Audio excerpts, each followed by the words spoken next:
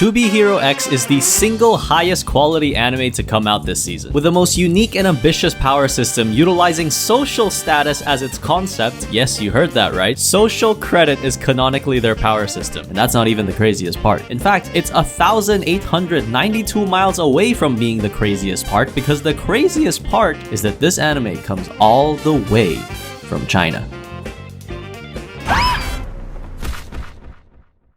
You just watched the main character die. I swear, the only thing that dropped quicker was my old internet browser, after I made the switch to today's sponsor, Opera GX. I've been using Opera GX for a while now, mainly because I get to customize the heck out of everything, with an insane catalog of mods to choose from. I added this Vinland Saga one because it has the most beautiful wallpaper, but not only that, it has keyboard sounds while I type, background music I wish I could play but I get copyrighted, and even sounds when opening and closing tabs. What's cool is that you can also mix and match. So if I want these sick-ass icons and splash screens, I can add a different mod while keeping my Vinland Saga one, easily disabling it in the mods tab when I'm done. But say I need to conduct important research while watching my favorite show. Well, thanks to the video pop-out feature, I can do just that.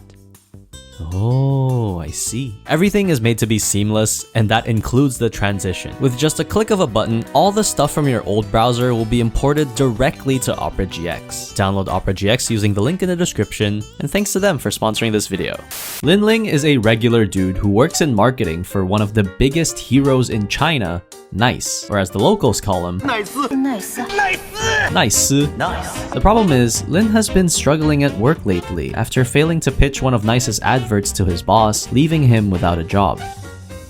Oh, and he also just witnessed the literal Mr. Beast equivalent of this verse off himself. The head of marketing, Miss J, finds out about Nice's death, and in a fit of rage hurls a pail of white paint straight to Lin's head in a spark of pure creative genius, borrowing from the greatest undercover movie of all time, White Chicks. You know what they say, once you go black, you're gonna need a wheelchair. Hey yo, what the? She makes Lin dress up as Nice. See, the coolest thing about this world is that anyone can be a hero. And I'm not quoting some generic shonen bullshit, I literally mean you can be the strongest if you convince enough people to believe in you. Or in Lin's case, make people think he's the real Nice. Popularity or trust is the main driver of strength for superheroes. For example, if 1 million people decided to believe in you, then your powers are 1 million times stronger than that one homeless crackhead on the street. To Be Hero X is the single highest quality. What's interesting is that this power seems to be transferable, so you don't have to be the hero Nice himself to have it, because he's dead. You just have to convince 1 million people that you are him. Like I said before, you know, I'm the one that can see John Cena. Yeah, I'm the one that knows Victoria's Secret. I'm the one that knows what the dog is doing. I'm that guy. And so Lin Ling is reaping the benefits of his genetics, finally achieving his lifelong dream of becoming a hero. Let me tell you, I love this power system, because the title of strongest isn't simply given to the person who was born the right way, it's given to the person who can market themselves the best. Nice is where he's at, not solely from his own talent, but from the collective effort of the people around him. Miss J and her team, the ugly manager, and even Lin Ling all played a part in making Nice who he is now. And as a YouTuber, this is right up my alley. iShowSpeed is probably the most recognizable streamer in the world. Kai is arguably bigger than him in NA, but ask anyone in China who he is, and they might say things that'll get me banned from YouTube. Speed, on the other hand, is massive in China. 作为00后顶流主播，贾看哥拥有大量的年轻粉丝。 I really thankful for Speed. 觉得这个人非常好。欢迎更多外国朋友走进春天里的中国。 But he didn't get there by himself. Yes, he shows up and entertains thousands of people on stream. That is incredibly hard to do. You're essentially performing for 8 hours every single day.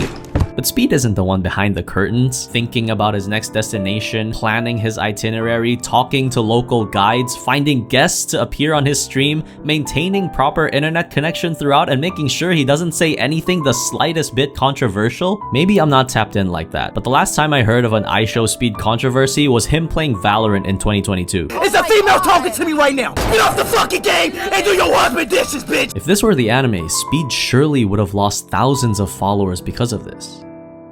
and easily gain millions of new ones. And that's why he got himself a PR team, a group of people dedicated to making him look the best he can possibly be, to transform him from a guy yelling sexist remarks at a stranger in his bedroom to a globe-trotting sensation, exploring and introducing a wide range of cultures to anyone willing to turn up to his stream. You tell me which one attracts more fans, more brands, and in the end, more money. That's the power of marketing, and that's why this anime pays more attention to the behind the scenes of the fight than the actual fight itself. The other interesting part of this power system is that it's purely dependent on the audience. If people see you as a strong stand-up guy, they're not talking about your personality. That means your power is that you're strong and you can only stand up. You can't crouch, you can't bend over, unfortunately, and you best give up the idea of laying down or even shitting properly, because that's not what your fans want. This is interesting because while yes, your fans can essentially control your every move, that also means you can manipulate the narrative into whatever you want. If I want my opponent to ghost a fight, I could spread a fake rumor or leak that he's injured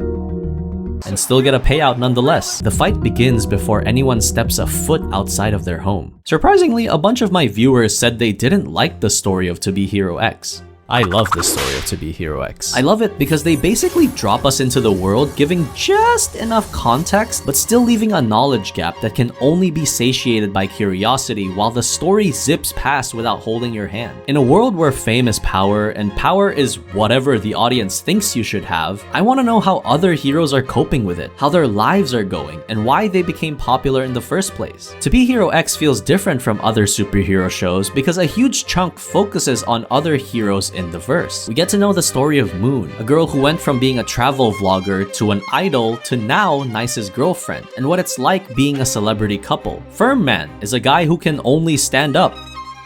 Yep, top 10 hero right there. And most recently, we follow the story of Yang Cheng, a kid who just wants to be his favorite hero but falls victim to the system. So we're taken from one story to the next and the next and to the next because all of them are somehow connected to the events that led to episode 1. So the timeline is episode 1 to 4 are the present, and episode 5 and onwards is the past. And with 17 episodes still to go, there are so many more stories we've yet to hear from heroes we've yet to see. If you didn't know, this anime is from the same guy who made Link Click, the 53rd most popular anime of all time, and a massive part of what made it so appealing is the show's ability to tell poignant and emotional stories. Stories that capture the audience's heart in a single episode. This guy is a master at writing individual stories, so call me deluded when I put my faith in him to do the same. Obviously, I saved the best for last. To Be Hero X has the biggest budget for animation out of any of the shows airing this season. How do I know that?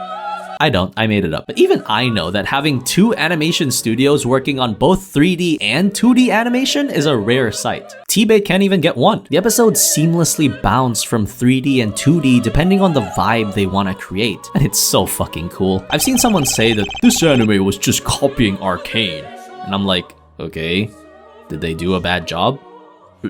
No, they executed it quite well actually. So how does this ruin the show? It's because it's money laundering! Another criticism I found was that the animation feels stiff and unnatural. I'm gonna be honest, I can't tell you if the effects of the painterly style of shading the models really do give the scene emotional weight and whether or not it's tonally cohesive with the show. I just think it looks nice and my eyes like it. Saying that it's stiff and unnatural though implies a lack of movement. But in the first minute alone, you can tell Lin's eyes express concern as he's pressed about his ad, and that his boss's exaggerated facial expression looking up conveys sarcasm towards Lin's answer, his face getting more and more frustrated as he asserts his point. Maybe I have to go out of my way to find these critiques, but nothing ever stood out when I watched it the first time. In the end, whether you like the anime or think it's Chinese propaganda is not up to me. I think it's a great show and a positive step for anime. No, sorry, 动画 coming outside of Japan. And I believe it's exactly this type of competition that pushes the needle of quality forward, letting the Blue Locks and the T-Baits of the world know that if they ever try to coast by using a popular IP and cut corners, then there will be someone right behind them ready to take their spot. That's all I wanted to say. Thanks for watching. I've been enjoying a bunch of Chinese anime lately, so I really wanted to talk about this one. And as always, I'll see you soon.